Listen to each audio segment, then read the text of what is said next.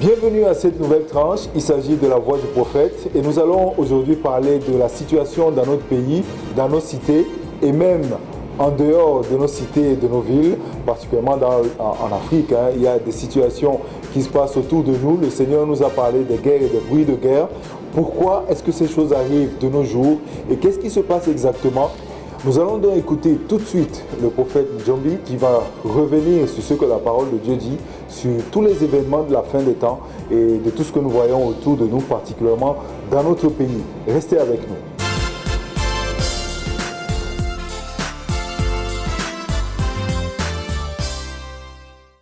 Les temps sont difficiles et je pense qu'il est très important pour le moment pour les véritables hommes de Dieu de parler de façon précise, non seulement des événements que le monde est en train de traverser, mais plus particulièrement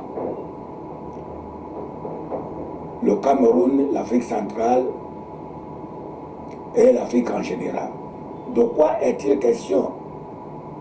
Les hommes de Dieu ne doivent pas faire des analyses théologiques, philosophiques ni scientifiques, mais demander à Dieu de quoi il est question. Interroger le Seigneur de façon simpliste de quoi il est question. Parce que la Bible contient tout. Dans la parole de Dieu, il est écrit qu'en ces derniers moments, et là en ce temps, Jésus était interrogé des signes des temps de la fin. Entre autres, Jésus a parlé de la guerre. Il a parlé de la famine, des tremblements de terre. Des choses que nous voyons aujourd'hui se passer. Mais de quelle manière ces choses devaient se passer? Parce que par moment, quand ça nous arrive, on ne réalise plus que le Seigneur avait prophétisé, il avait dit, il avait averti, il avait prévenu ses enfants. Et dans ce texte, j'aime bien ce passage qui dit « Mais que vos cœurs ne se troublent point ». Il a dit ça à ses enfants. Mais nous voyons aujourd'hui que les enfants de Dieu sont beaucoup plus troublés que les enfants de ce monde. Eux qui prétendent connaître les prophéties et la réalisation du plan de Dieu. Donc ce qui se passe aujourd'hui en Afrique, pour revenir à cela, c'est ce qui devait se passer depuis. Parce que c'est l'un des signes qui prouve le retour imminent de Christ Jésus.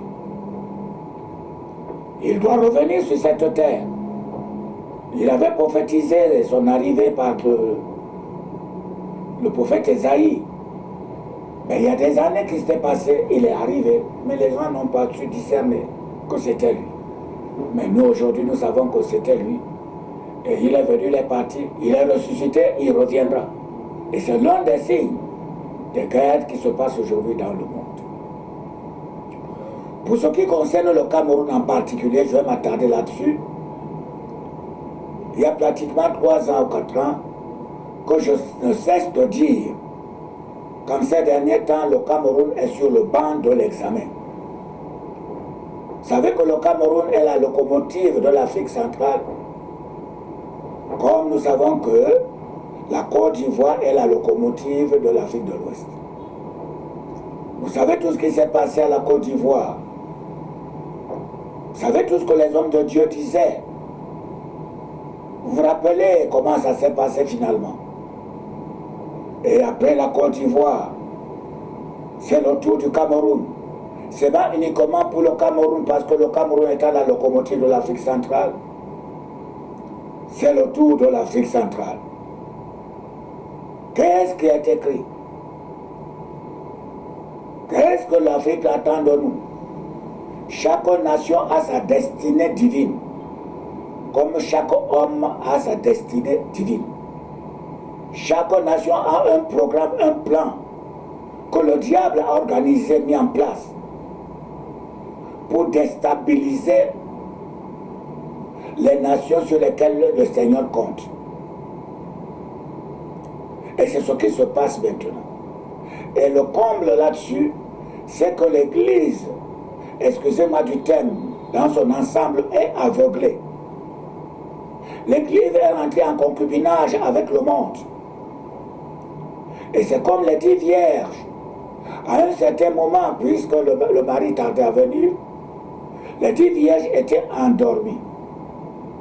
Et c'est ainsi que je pense, sans accuser personne, moi-même compris, je dis l'Église est en plein sommeil. En plein sommeil spirituel. Nous sommes maintenant tombés dans le coup de l'ennemi. La recherche d'argent. Nous sommes tombés dans le coup de l'ennemi.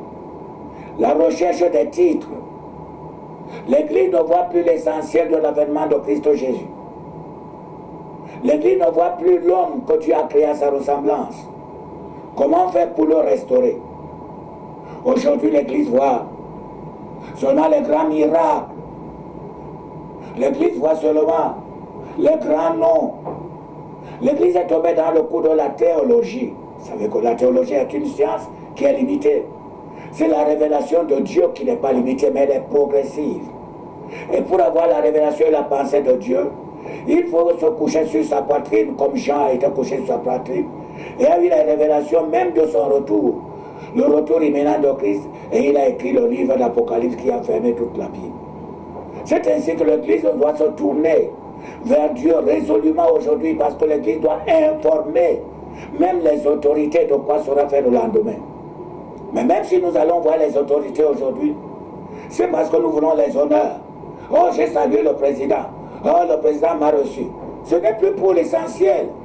Et en sentant une petite enveloppe dans la poche, tu penses que tu es arrivé.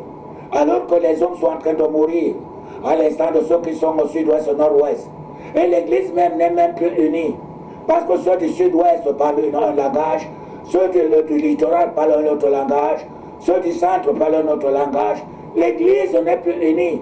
Et il y a le combat maintenant entre nous. Parce que personne ne sait plus qu'est-ce que Dieu dit. La religion aussi entre là-dedans et la confusion est totale. Je pense donc bien qu'il est grand temps que l'Église se ressaisisse. Parce que Christ a dit, je ne suis plus uniquement à la porte, mais j'ai mis la main sur le poignet pour ouvrir. Il ouvrit la porte de ton cœur. Il va ouvrir la porte de mon cœur. Il va ouvrir la porte du Cameroun. Mais que devons-nous faire avec ces échéances qui sont en vue? Cet examen, nous entendons le passage de plusieurs personnes au Cameroun. Et d'autres sont en envie de venir. Mais qu'est-ce que l'Église est en train de faire? Ce sont nos prières classiques. Allons prier, les grands rassemblements, que Dieu va se révéler à nous? Non. Dieu n'a jamais agi ainsi avant. Prenons la Bible, revenons dans la parole de Dieu. Voyons comment Dieu avait agi. C'est pas ainsi qu'il avait agi dans le passé. Et il n'agira non plus comme ça dans le présent. Parce que nous sommes tous corrompus. La corruption entre dans l'Église. La corruption totale, la recherche des matériels, la recherche des richesses, la recherche des titres. Hier, on a critiqué le catholicisme, mais aujourd'hui par l'écuménisme, nous sommes tous entrés dans le catholicisme. Hier, nous avons critiqué les eaux bénites. Hier, nous avons critiqué les parfums bénis. Hier, nous avons critiqué le sel béni. Nous avons critiqué les macabots bénis. Aujourd'hui, c'est ce que nous faisons. L'Église est entrée en concubinage avec le monde. Devons-nous rester dans cette position? Dieu a quand même suscité des hommes. Il a dit, sur tes murs, Jérusalem, j'ai placé des hommes. Il a planifié des hommes et des femmes qui vont se taire, ni nuit et jour, ni nuit ni jour, jusqu'à ce qu'il rétablisse les villes, jusqu'à ce qu'il rétablisse les nations. Il veut rétablir le Cameroun, mais il a placé les hommes. Est-ce que tu es du nombre de ces hommes qui ont le souci de l'homme, qui a le souci de la vie de l'homme? Es-tu de ce nombre? Dieu a mis en place dans cette nation ce que nous appelons le réseau international de prière citadine. Nous vous invitons tous les mercredis de 10h à midi pour que nous puissions intercéder ensemble, toutes dénominations confondues, derrière la porte d'Aïdo, au 3e étage de la maison que Dieu nous a donnée, construite par son serviteur John Bienyawe, à côté de l'église UEBC. Toutes dénominations confondues. pour qu'on élève la voix. Et nous allons entendre la voix de Dieu pour que nous puissions tenir informés les autorités. Ne craignez pas le passage de ces hommes. Ce sont des petits tissons. Ne les craignez pas. Mais demandons à Dieu, que devons-nous faire? C'est lui qui doit nous donner les directions du combat. C'est lui qui doit donner les instructions. C'est lui qui doit nous donner le conseil. Puisqu'il nous a dit dans le livre de Matthieu, chapitre 24, il dit que vos cœurs ne se troublent point. Ne vous troublez point, mais revenons à lui.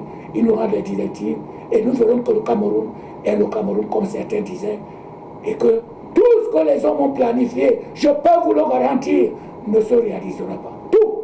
Même ceux qui parlent de la mort du président. Aucun prophète n'a jamais dit ça dans le monde. Parce que la confusion est entrée dans l'Église. Prions beaucoup plus pour que cet homme vive à nouveau, pour qu'il réalise le programme et le plan que Dieu a mis en lui. Que le Seigneur vous bénisse. Je sais bien que nous allons continuer cette émission. Nous allons titrer ce message parce que nous allons voir l'évolution de l'Église, l'évolution du monde, l'évolution du Cameroun, l'évolution de l'Afrique. Qu'est-ce que Dieu attend de l'Afrique centrale? Quel est le programme de Dieu pour le Cameroun? Si on vous le demande, quel est le plan de Dieu pour le Cameroun? Quelle est la vision du Cameroun? Quel est le fardeau que Dieu a donné au Cameroun pour le monde entier? Si vous voulez connaître ce programme et ce plan, rendez-vous mercredi, 2e étage, derrière la porte de Daïdo, la maison 3 étages. Merci, M. Holt, de me donner cette opportunité de parler à Nation passée au monde pour ce qui arrivera. Mais quand on vous dira, paix, faites attention, il n'y en aura pas. Parce qu'il n'y en a nulle part dans le monde. Quand on vous dira, le travail va se multiplier, c'est le mensonge. Le chômage se trouve partout dans le monde. Mais qu'est-ce qui doit arriver? Le Seigneur va nous le révéler. Mais pour toi, que ton cœur ne se trouble point. Amen.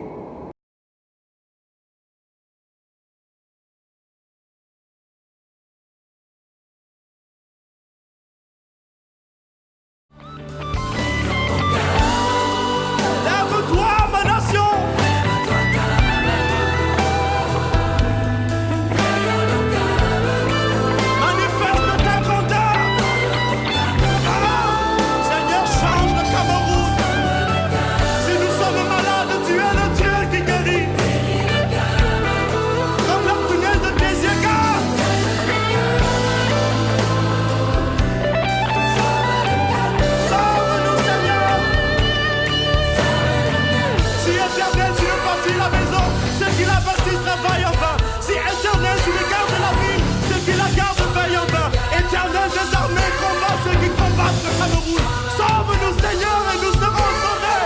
Guéris-nous et nous serons guéris. Sauve! Sauve le Cameroun. Sauve le Cameroun. Sauve le Cameroun. Nous n'avons ni argent ni or pour te donner, mais ce que nous avons, nous te donnons. Cameroun, au nom de Jésus-Christ de Nazareth, lève-toi et prie, prie. Alléluia, Alléluia, Alléluia.